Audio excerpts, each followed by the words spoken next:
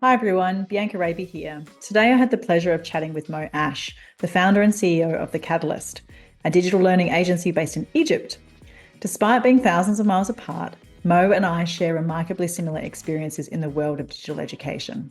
In this conversation, we dive deep into the current landscape of learning design, explore the promises and pitfalls of AI, including apps that decipher cat meows, and we discuss what truly matters when creating meaningful learning experiences. Whether you're an instructional designer, an educator, or simply curious about the future of learning, this conversation offers insights into the human-centered approach that remains critical in our increasingly digital world. So let's jump in.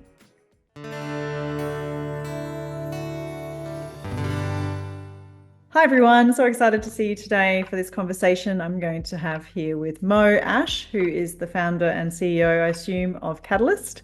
Moe and I have seen each other on LinkedIn and have been sort of having some chit chat on each other's posts and thought it was a good opportunity to have a chat, considering we both do the same thing really, but in completely different places in the world. And it's always really amazing to me that you feel like, it's only your bubble that's having this problem, and then you speak to somebody in a completely different country like Egypt, aka Moe here, and he's basically in the pre-chat that we just had. It sounds exactly like my life.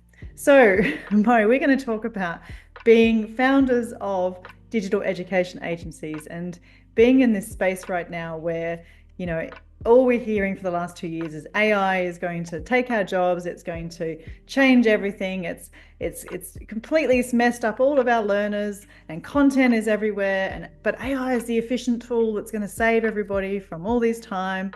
What's your take on AI in learning design right now, Moe? Well, I'm not against AI. I'm all for AI all the way, but I'm Good. against, well, number one, some people have started to come up with taxonomies of how to use AI to educate people. And what happened in a couple of examples that were showcased in the US, that kids that started to use AI to build certain things, they lack the basic principles of what that thing is. Because And they're following a and I script. always tell my students something. Yeah.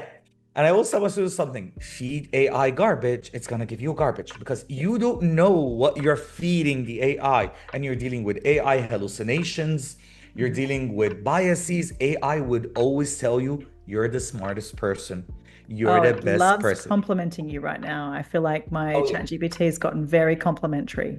Yeah. 100%. Although there is a negative prompt that you would tell ChatGPTs like, do not be biased, do not offer be polished responses. But Yep. we're here only talking about LLMs. So your Yes. Claudes, your Yes. GPTs, your Geminis, and all of that. But there is another spectrum that we could look into, like tools like Scholarity.ai or Heuristica, or even your day-to-day usual Obsidian. Hmm. All of those are tools that could help you do workflows. They could help you do research. For example, I do love the tool. When we were talking in our pre-chat, I opened it like beside me here. It's called Heuristica, like heuristic, and then Hmm. .ca. So it's an AI powered tool, and you could use it for free, that can help you branch out ideas, examples, exercises, thoughts about a topic. So it's good for brainstorming. I like that kind of AI. Yep. I like the AI that can help me in e-learning when I'm developing something to remove backgrounds properly. Yep. Instead of going on Adobe Audition and doing all of the sound editing, I would go to Adobe Podcast Hmm. and let everything be cleaned up and polished, and then I would go to Adobe Audition to do some like minor tweaks. I would like to go to Adobe Illustrator and use the generative fill. So Hmm. I'm not a good graphic designer slash developer. I leave that to my people. I'm more of an instructional designer. Like, To get a clear definition of what an instructional designer does compared to similar roles, check out this video. I do the design stuff. But one time I wanted to do my own escape game. Hmm. Um, we do here gamification. We do game-based learning specifically. Right. So I wanted to challenge myself. I want to do the aesthetics myself. Adobe Illustrator helped out. I Yeah. started to give it like prompts and aesthetic appeals. It wasn't easy and it took hours, but there's a way. At no point I'm using tools, and I'm not gonna be calling on those tools, not gonna be tarnishing anyone, that put in PDFs and it would generate to you quizzes Yeah. and e-learning and slide that. No, I don't want that. No, I don't want that. No. I got approached by a particular tool to sponsor to do a video, and it was one of those type of tools. And yeah, I couldn't bring myself, because it was just so generic, and it was, going to pump out this awful generic content. And the whole design process, when you are a learning designer, really is quite a design process, which means it's iterative, and you start here and then you go here and then you move back and then you edit and then you rearrange and then you realize it makes more sense this way. Watch this video to learn more about the design process in learning design. And it's actually a creative, iterative process that you go through as a human, which the AI doesn't do. It just spits out one version, and then you have to constantly get it to regenerate. So then it doesn't do the iteration that you do. So it becomes useless, right? On that note, just tell us a little bit about Catalyst and how you got into e-learning, just for context, now that we've kind of taken on that the AI piece. By the way, speaking of AI as well, there was someone that did approach me to evaluate a tool and maybe possibly do a collaboration. Yep. And I mean, I felt sorry for them because they're good peeps. Yeah. But it's about, I'm gonna be listening to a robotic AI audio that speaks about a content and puts out the captions in front of me and starts to educate me, then present generic questions about it. I mean, I tried to push myself to like it, to support the people, but at the end of the day, you know what? No, boo-boo, this is not working. No, it's not. It's not. I mean, you're telling me this is based on science. I don't know what kind of science this is. I do have a background in like human resources and performance management and learning. This is not picking any points on any of that. No, there's nothing human about it, right? And people learn from people. No, We've known that. We've known that forever. But they have to add the zhuzh. It's human-centered. I mean, everything is human-centered now. Yeah. In what? Human-centered in what sense? It's all AI made. It's all AI refurbished. Anywho, so the Catalyst, we've been in the business for about we're going to be, I guess, approaching our 9th year as a business this August. Yep. And in a month from now, we're going to be saying, hey, we've been here for 9 years. That's a success. Yes. And I've been working in L&D for about 17 years and a half now. It started off as a trainer, but obviously I didn't find myself in training. Then I went to consultancy. No, consultancy is not working for me. Hence my background's in HR. So I got into like talent development, performance management. And then I found myself in instructional design and the lens of business simulations and board game simulations. So I take after like Selemi, profitability, management puzzle, all of the big names that have been working since the 1980s in the business. And it wasn't enough, because you need to come to people, and coming to people is not going to be only ILT. It has to be e-learning. And according to I got myself also into e-learning, me and my wife, because she's my partner in the business. She's the developer. Yep. And mainly, we don't really get into digital learning just for the sake of asynchronous content, but also for blended formations, for reinforcement purposes, for enabling people to do certain things. Because I believe we do not work in the industry or the biz of learning. Explore the concepts of asynchronous and synchronous learning in this video. Learning, maybe that's like the shell. We work in the biz of experiences and performance. And if you're looking for learning, well, anyone could learn anything. I could be learning something from you in a minute from now. But am I going to be performing? See, that's the crux. That's the thing that we should be focusing on. And I always remember Robert Bjork's paper in 1995, which got later iterated and changed, on desirable difficulties. that performance is not easy. People need to go into difficulties to get that assimilation and accommodation to perform an action or a behavior of sorts. Yeah, absolutely. And that goes to one of my sayings is learning is supposed to be hard. So the idea that we are supposed to make this thing so engaging and easy and click through and just for the learner to just coast through, if they're not having a little bit of a struggle and they're not hitting that zone of proximal development, which is what you're talking here around that performance piece, if there's no engagement and there's no interaction and no repetition or any of those things in retrieval that we know we need, then we don't have learning. And the thing is, we speak to our clients about, well, what are you trying to do with your learning? You're trying to change somebody, aren't you? Because there's a current state and then there's a future state, and that's what learning outcomes are. So how do you see, have you seen over that time you've had 9 years? So my company is 6.5, so we're just a bit behind you, but I've been in the space about the same amount of time as you. But have you seen any sort of, what has been the shifts in the questions and the challenges your clients have faced? Have you seen shifts over those last 9 years? Or are you having very similar conversations as you were 9 years ago? No, I wouldn't. I mean, if I'm gonna go back to 2010 or 2011, for the life of me, not a lot of people did use e-learning as we know it now. And it was pretty much protected, gatekept by developers, coders, and people that could do technical stuff. Now it's a bit more accessible, and since it became accessible, it opened up an array of possibilities to many people that have ideas but didn't know how to make it come to life. And what that helped is not the developers and the designers or like IDs.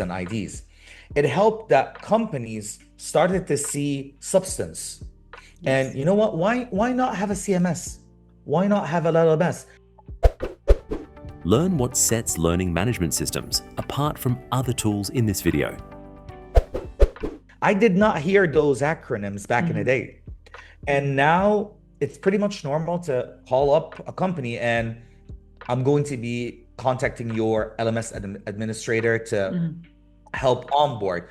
Before, we had to advocate. We had to get the people aware of certain things. Now they call and they ask for, I need this to be video based. I need this to be branching snares. I'm like, oh, branching snares? That's cool. Language, so they're using the lingo. Exactly. So there is an awareness starting, but we're still facing the same issues of wishful thinking, too many promises, and eradicating classroom for the sake of e-learning. We really need to understand where asynchronous come to play and where synchronous come to play as a modality, and when can we do blended, because it's not either or, it's a complete learning plan that we could be laying out and unrolling to people. But I think the only thing that still I do face as a huge problem is not onboarding the clients, is not offering them the service after action mapping and advocating. It's being able for them to understand how to offboard people from the e-learning, from the program that they're going through, and plug them back on the job. That's the thing that you don't really get that much. That's always been an issue.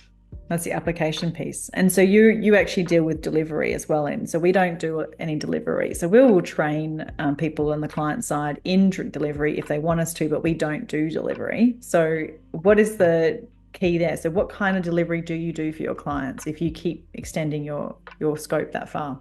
Well, we do. Okay, if I started off with what we do as an instructional design consultancy, we tailor make. So we could be doing blended. We could be doing a blended formation. We could be doing a learning campaign. So it starts from delivering a day or two programs to the internal staff so they would know what to do, or to the employees if they don't have, because certain companies, they have what they call L&D specialists that never enter the class, or they don't know how to do e-learning because they're organizational L&D. They're more on the administration side. And even if you go and you you give them a TOT or like you hand over content to them, they wouldn't know how to handle it. They wouldn't know how to carry out the program as necessary, even if you provided them with the kit and the guide and. So we do this. We do the Mm-hmm. advocacy part. We do the tailoring part. We can go and deliver. I have a pool of trainers for over 250 trainers that we have. They're all Mm-hmm. freelancers that I could use. So we have the delivery and the gamification piece. So the gamification piece, clients either ask for a product Mm-hmm. and and we hand it over to them, we onboard them, or they ask for a product specifically to be tailored and we deliver it, Mm-hmm. or they ask for a product that we don't do anything about it. Just take the product, fly with Just the wind, just go for it. right. And so talk to me more So about yeah, that's gamification. So what does that mean to you? What does gamification in education mean to you? Because it is a buzzword and a lot of people use it to describe things that are not gamification. What does it mean to you in your philosophy? I mean, gamification at the end of the day is a system. I know many people will be saying the first thing that will come to mind when they think about gamification is fun, Mm. entertainment. To Mm-hmm. me, when I look at it, I remember A Beautiful Mind, Mm-hmm. that movie. The guy that was in the movie, Russell Crowe, that I believe he was the star of the movie, who had the Nobel Prize, is one of the biggest figures in the gamification systems and the gamification realm because he created the game theory and Mm-hmm. economic understanding of system constructs. Mm-hmm. So, a system, a game, is input that is pretty much focused, understandable, and that input is being put within an artificial conflict. That artificial conflict has distinct rules that dictate how that conflict would be bordered and how it would interact with one another. And Mm-hmm. at the end, we have a quantifiable outcome. This is what a game is. Mm-hmm. I didn't see her fun. I didn't say engagement. I didn't say happiness and hedonism. Mm-hmm. I'm saying a system that is cohesive and it makes sense, Mm-hmm. like a learning system. Now, what we do more often, and what people also ask for, and what people perceive more is GBL. It's game-based learning. Right. So, game-based learning is that Bianca would get into an experience of sort, and the experience would educate her, aid her with the necessary skill set and knowledge Mm-hmm. necessary to carry out a very precise action. That's a GBL. It's an approach for learning. It's just Yep. another approach. Gamification, though, I have a learning program that is pretty solid, that is working, that is functional, it's effective, and I add some steroids. I add Mm-hmm. some nitrous to speed up the possibility for it to be further effective. Mm-hmm. So, gamification, I love the translation in Arabic. The Yeah. gamification in Arabic is called it's called motivational strategies. So Oh, it's that's nice. game motivational strategies. It's not just gamification, it's motivational strategies. So how can we nudge the system to work better? Mm-hmm. And accordingly, we get people that say we want gamification, but at the end of the day, they want a virtual board game. And I say no. Yeah. Some people, that was what, 2 days ago? Mo, we want a team building because we want people to collaborate together and do teamwork. I'm like, no, I Mm. do learning games. Yeah. So the first thing I would ask that dude, and by the way, I made the deal, so it's good. Okay. After we had a conversation, I'm like, what's the competency? Yeah. What do you want the people to do? Yes. What's at stake? How many are they? He's like, we're only 14. I'm like, good. And you want this for what kind of audience? Strategy level. I'm like, why do you want to get strategy level to run around in a garden Mm. and build up a chain reaction? I'm like, yeah, we had a bad experience with this, so we thought we could do something different. I'm like, let's try to get people to do something that would help them perform better on the job instead Mm-hmm. of working on collaboration, Mm. helping one another, and then we're gonna go back to the office and still hate each other's guts. Yes. So yeah, this is in a nutshell what gamification to me. I don't endorse PBL. I PBL, which is points, badges, and leaderboard. I even had a couple of conference talks where I started to talk about the dark side of gamification. There are Nice. papers that talk about the dark side of gamification, Yeah. how it can foster unethical behavior. It can decline, let the employees decline in performance. It can let people start to detest the job. It can let people get basically hate a learning experience. And it's been evident in many different institutions, whether governmental or educational, that gamification is not the magical potion. No. And It's it's it doesn't account for the adult learning principles either, really.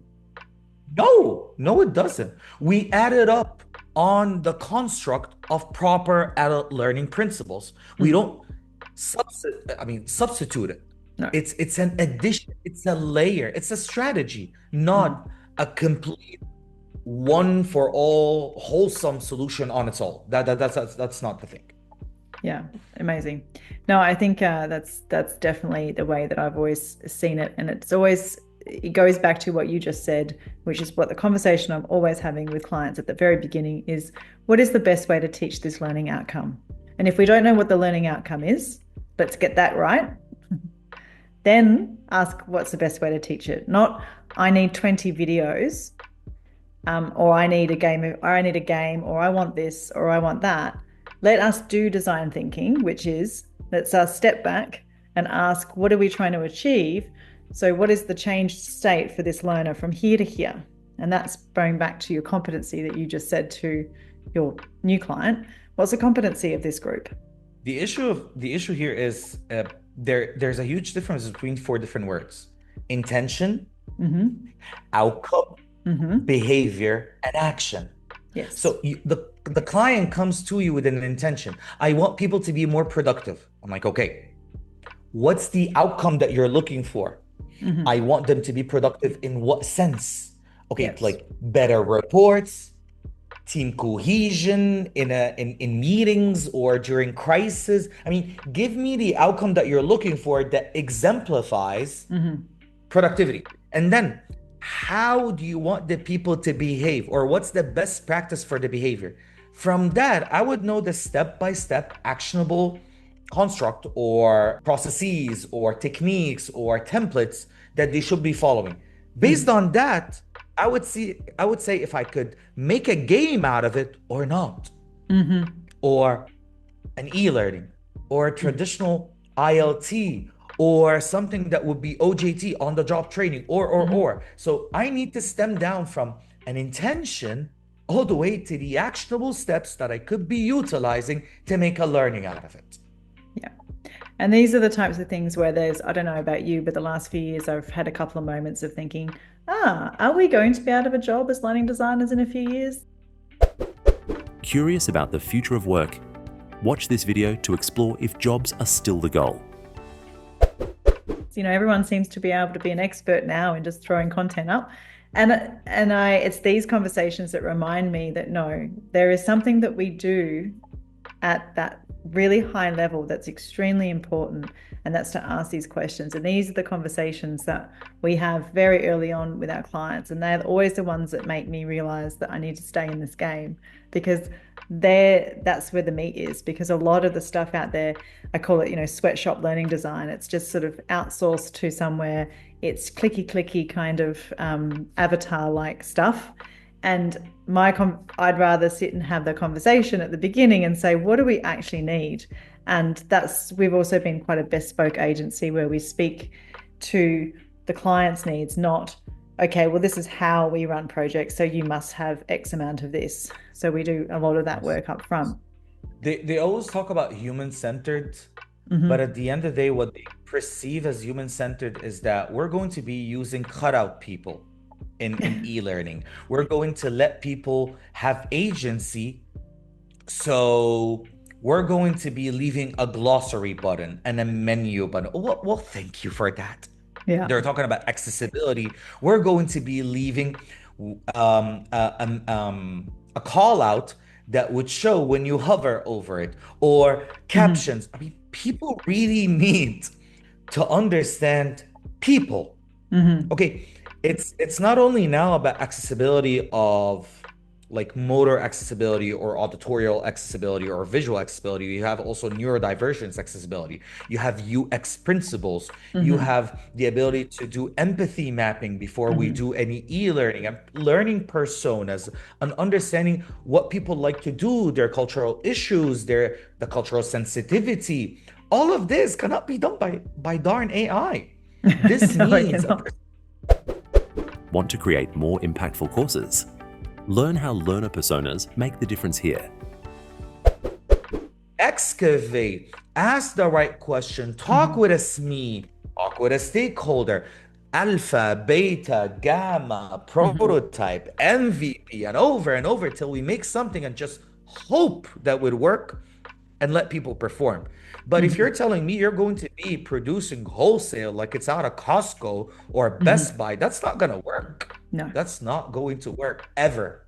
Whatever you try to convince me, I love AI, but not in that sort, not in that kind of practice. And there's some research coming out now that is saying that we actually can hear and feel the energy of an AI generated piece of content. So we start to tune out. So not only have we got the attention span issue that we know from the dopamine and the algorithms and the constant, boosts of, attention grabbing tools, is that now we're also going to face all this AI generated stuff is going to, we feel it. And apparently we start to disengage as soon as it sounds like the AI. We can see it on LinkedIn. Now we are almost primed. When we look at a LinkedIn post, we could tell, oh, that shit is made by AI. Yeah, you can hear it. That you don't even want to read it because it lost its authenticity. I'm not gonna lie, I did refine a couple of my posts before, but when I refine it, I go back to my notes, I go back to my Obsidian. I'm looking here because usually my Obsidian is right here on that screen. And I get like into a lot of editing. This is not something I like to say. This is not me. This is not my tone. Even if you prep and bred AI to speak in your tone, like speak as Bianca. I mean, it might if you teach it. It gets it sort of our custom GPT that we have in my tone does get it fairly close, but it's still not quite. And I still feed it the core, like you still feed it your core idea, and yeah, you're right. Like it never quite sounds like you until you edit it. But yeah, I think that's we actually started out getting a little bit excited by AI video content. We do a lot of video, and we were hoping that AI was going to help us do that faster, better, more efficiently, better product. And we went down the path of learning, one of the tools, and we sort of struck up a bit of a relationship with them. But in the end, we were just so frustrated with the tool, and it was taking triple the amount of time for our editors to make the tool just so that it got up to a human standard of being able to watch it. And I know lots of improvements have happened, but we also it just didn't give us any joy either, to be honest, to work with it. Like it just fell flat every single time. Whereas when we've got a person on camera and we're trying to bring that to life in an educational context, that's what's the creative part that the humans want to do, Yeah, I mean, I like the AI right now. I mean, in Camtasia, I could do the dynamic captions in the new Camtasia. That's a good AI piece. In DaVinci Resolve, I can do better nodes and better coloring. In certain tools like Genially and in Storyline, you could use like those minor shortcuts that make my day. And when I told you about Adobe Podcast, that's the thing that made me do less work, do less editing. That's the kind of work that I want to get into, not to be so pot committed to do it in a certain way with AI, and it becomes an extraneous cognitive load to just put your heart and soul into something to try to make it right, but you're just trying to make, basically you're trying to make a snake look more like an elephant. It's never going to look like that. It's not going to happen. It's not going to work. It's not going to work. So people then own it way too much. They hold on to it way too much. And all instructional designers face the same thing, which is we self-hug. We love our babies. We love our designs, even if they're ugly babies.